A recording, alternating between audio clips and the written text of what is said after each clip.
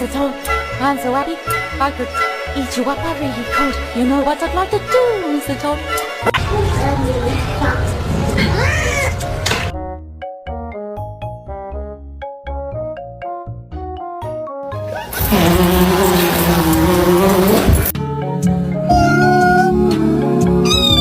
What do you think? It's a...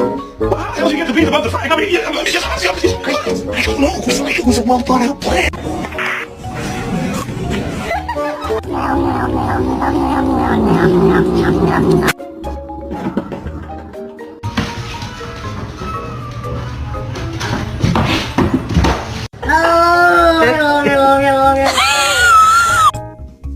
Oh, no. Who done this?